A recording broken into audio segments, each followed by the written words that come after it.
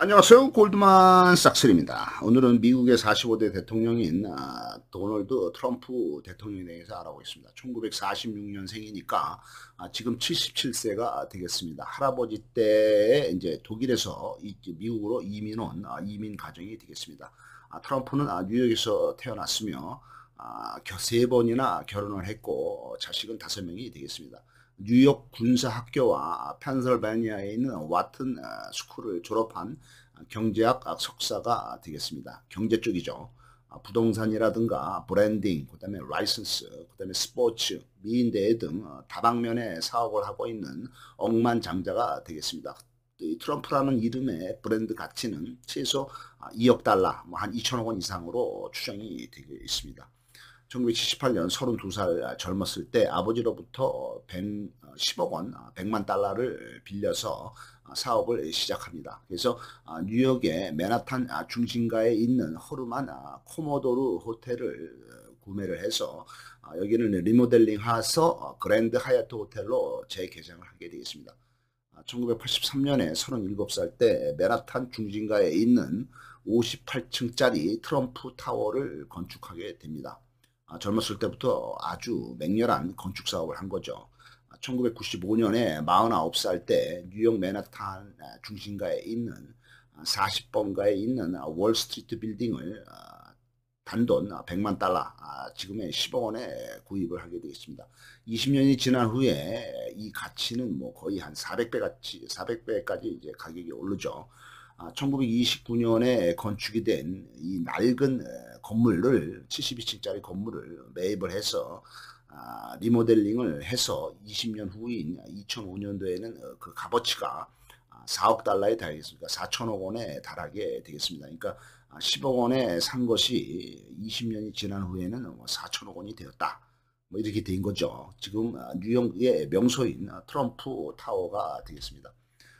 지금의 월스트리트는 식민지 시대의 성벽으로 둘러싸인 곳이었는데 금융기관이 밀집해 있습니다. 맨하탄 남부에 있으며 뉴욕 증권거래소, 뉴욕 연방준비은행, 브로드웨이 등이 밀집해 있습니다. 1996년에 50살이 되었을 때 트럼프는 미스 유니버스를 인수해서 20년 동안이나 운영을 하고 매각하게 되겠습니다. 2004년에 58살 때는 방송국인 MBC 유니버설을 인수를 해서 TV쇼인 어프렌티스를 직접 자기가 진행하게 되겠습니다. 여기 그 어프렌티스를 하면서 어프렌티스는 뭐 응모자, 뭐 신입사원, 뭐 응시자 뭐 이런 뜻이죠. 하면서 본인이 이제 직접 사회를 보죠. 그러면서 한 말이 유명한 말이 You fired 그 말이죠. 당신 해고됐어 이 말이죠.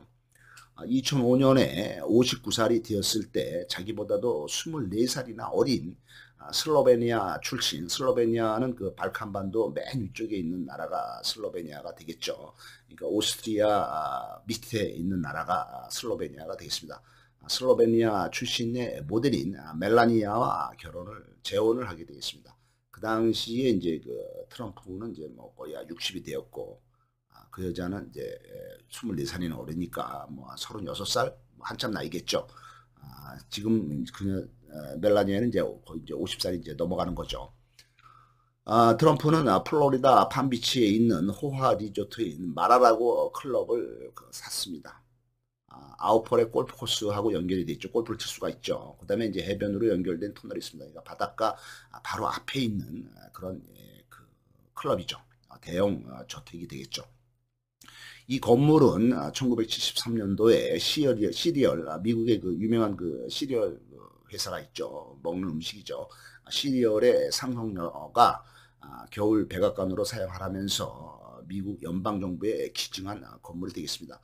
1985년에 기증한 지 12년이 지난 후에 39살의 트럼프가 80억 원에 이 건물을 인수하게 되겠습니다. 800만 달러죠. 처음에는 150억 원, 1,500만 달러를 인수를 제의했지만 거절을 당하게 되겠습니다. 트럼프는 얘네들이 안 팔겠다고 하니까 협상을 하는 대신에 협박을 하는 것을 선택합니다. 그래서 이 클럽의 앞에 있는 해변가를 20억 원에 자기가 사가지고 내가 이곳에다가 집을 지어서 커다랗게 지어서 이 그 클럽의 조망을 다 막아버리겠다. 바닷가가 안 보이게 하겠다. 이렇게 하면서 아주 싸게 그 건물, 이 그 클럽 건물을 사게 된 거죠.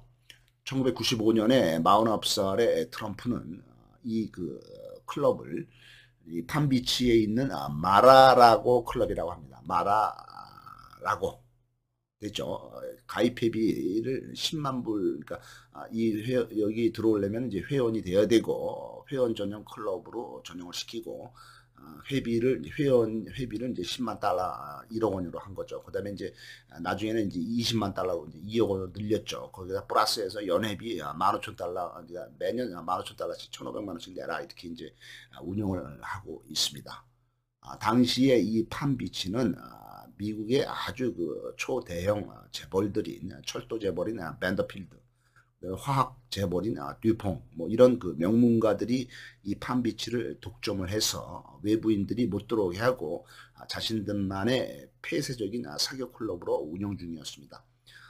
이들은 트럼프는 이제 그와 반대로 명문가 이 사람들이 이제 밴더필드나 듀퐁 같은 사람들은 흑인이나 뭐 유태인 이런 사람들은 절대로 못 들어오게 했죠. 하지만 트럼프는 뭐 아무나 이제 돈만 내면은 들어와라 이런 식으로 운영을 한 거죠. 그래서 이 그 기존에 있던 그 명문가들이 이제 트럼프하고 이제 대립을 해서 싸웠지만은 트럼프는 여기다가 이제 그 소송 재판을 걸고 그다음에 이제 광고를 통해서 이들하고 싸우게 되겠습니다. 그래서 결국에는 명문가들의 차별화 금지 명분을 공격을 해서 이 명문가 사람들이 트럼프한테 항복을 하게 되겠습니다. 트럼프가 한 말 중에는 여러 가지 말이 있는데 현재의 사업이나 국가 지역 등 전 세계의 뉴스를 꿰뚫고 있어야 된다.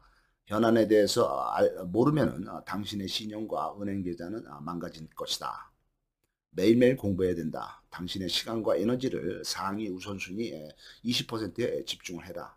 아이들은 자신만의 방식으로 세상을 살아나가기 때문에 걔들을 건들지 마라. 결코 멈추거나 포기하지 마라. 뚫고 앞으로 나가야 된다. 옷은 사람을 돋보이게 한다. 성공하려면 옷부터 잘 입어라. 당신을 한번 배반한 사람은 또다시 당신을 배반할 것이다. 이런 말을 했습니다. 세계 3대 남성 정장 양복이죠. 슈트죠. 에는 브리오니, 키톤, 그다음에 체사레 아톨리리 뭐 이런 게 있습니다. 이 중에서도 브리오니는 이탈리아 로마 브랜드가 되겠습니다. 100% 수작업으로 양복을 만들며 제작 기간만 6주가 걸립니다. 직원은 2,000명이나 있으며 이탈리아에만 8개 공장이 있습니다. 삼성이나 LG의 대기업 임원들이 입는 정장이 되겠습니다. 007 제임스 본드도 이 옷을 입었다고 합니다. 한국에서의 판매 최고가는 980만 원이 되겠고 아주 견고하고 보수적인 이미지를 보여주게 되겠습니다. 또 다른 남성 정장인 키토는 이탈리아 나폴리 브랜드로 되어 있고 아주 가볍고 부드러운 스타일이 되겠습니다. 100% 수작업으로 만들고 400명의 장인이 만들고 있습니다. 삼성의 이건희가 예형했다는 것이 이 키톤이 되겠고 한국 판매 최고가는 1,380만 원이고 평균가는 1,100만 원이 되겠습니다. 또 다른 양복 브랜드인 스테파노 리치는 이탈리아 로마 브랜드가 되겠고 최고가는 1,050만 원, 평균가는 800만 원이 되겠습니다. 또 다른 브랜드인 코르넬리아니는 이탈리아 브랜드이며 평균 가격은 300만 원이 되겠습니다. 이 코르넬리아니를 주로 즐겨 입었던 사람이 이제 영화 배우인 조지 클루니, 그다음에 이제 멜 깁슨, 그다음에 이제 히든크 감독이 입었다고 합니다. 또 다른 브랜드인 롤로 피아나는 양복은 500만 원 정도 하는데 이명박 대통령이 주로 즐겨 입었다고 합니다. 롤로 피아나가 되겠습니다. LG 패션이 만드는 닥스는 최고가가 400만 원이 되겠고 코롱 캠브리지는 평균 가격이 200만 원이 되는 양복이 되겠습니다. 트럼프의 친구이면서도 책도 같이 쓴 로버트 기요사키라는 일본 사람은 미국인이죠. 근데 이제 그 책 부자 아빠 가난한 아빠를 썼습니다. 1947년생이기 때문에 72세가 되겠고 보유 재산은 1천억 원이 되겠습니다. 트럼프보다 한 살 적은 걸로 돼 있고 모노폴리 게임인 보드 게임을 만들어서 빚을 줄이라고 주장합니다. 부자 아빠와 가난한 아빠를 책을 출판할 때 출판사들이 거절을 해서 자비로 출판하게 됩니다. 하지만은 뉴욕타임즈에서 6년간 베스트셀러가 되었고 지금까지 전 세계에서 3천만 부나 팔린 그 베스트셀러가 바로 부자 아빠 가난 아빠가 되겠습니다. 오프라 윈프리 쇼에도 출연을 하게 되고 임대료를 받으면서 살고 있습니다. 우리의 그 수입, 소득을 결정하는 것은 직업이 아니라 현금 흐름의 4분면이 되겠습니다. ESBI가 되겠죠. 그래서 ES에서 벗어나서 BI가 되어야 된다. 이렇게 됐습니다. E는 이제 employee, 그러니까 직장인이나 피고용인이 되겠죠. 그다음에 S는 이제 self-employed, 이렇게 해서 자영업자, 전문직 종사자가 되겠죠. 이런 거에서 벗어나서 BI가 되어야 된다. B는 이제 비즈니스, 이제 사업을 해라. I는 이제 investor에서 투자자가 되어라. 그러니까 이제 직장인이나 자영업을 하지 말고 빨리 사업가가 되거나 아니면은 투자자가 되라 이 말이죠. 자본가는 빚을 이용해서 대출을 이용한다 이거죠. 타인의 돈을 이용해서 부자가 되는 것이다. 빚을 최대한 활용을 해서 더 많은 현금이 들어오게 만들면 된다. 자산부터 사서 임대 시설이나 사업체, 그러니까 사업가는 이제 사업체고, 그다음에 이제 투자자는 이제 임대 시설 같은 거죠. 뭐 건물 이런 걸 산 다음에 이것을 이용해서 부채를 얻고, 그다음에 이제 포르쉐 자동차를 사라. 수입의 한도 내에서만 살면은 힘들고 고달한 삶이 될 것이다. 현금을 창출하는 자산을 적극적으로 획득하고 수입을 늘려라. 많은 프로스포츠 선수들이 은퇴한 후에 5년 내에 담보다 파산한다. 돈을 굴릴 줄 몰라서 그렇죠. 주식시장은 정부의 허가를 받은 폰지 사기일 뿐이다. 롤스로이드를 타고 다니는 사람, 투자자가 지하철을 타고 다니는 사람, 펀드 매니저한테 조언을 구하는 것은 월스트리트 뿐이다. 이런 말을 했습니다. 중산층이 우리 일반 사람들이죠. 평범한 사람들이 은행에 저축을 하면은 은행은 그 돈을 전부 모아가지고 자본가한테 빌려주고, 자본가는 그 돈을 모아온 돈을 받아서 그걸 이용해서 활용해서 대출을 활용해서 부자가 된다. 이런 말입니다. 사업가는 자기가 그동안에 해온 실수를 내가 다 배우는 과정이었다 이렇게 보지만은 일반 그 피고용인 엠플로이는 내가 한 실수를 내가 참 멍청했다 이렇게 생각하는 경향이 있다. 이런 식으로 되어 있습니다. 기요사키는 하와이에서 시작을 했죠. 하와이에 있는 마우이 섬에 있는 작은 아파트를 2천만 원에 사서 시작을 하게 되어 있습니다. 성금 10%인 200만 원을 내면서 나머지는 은행에서 대출을 받고 월세를 주고 매월 3만 원의 순이익으로 임대사업을 시작을 하게 되었습니다.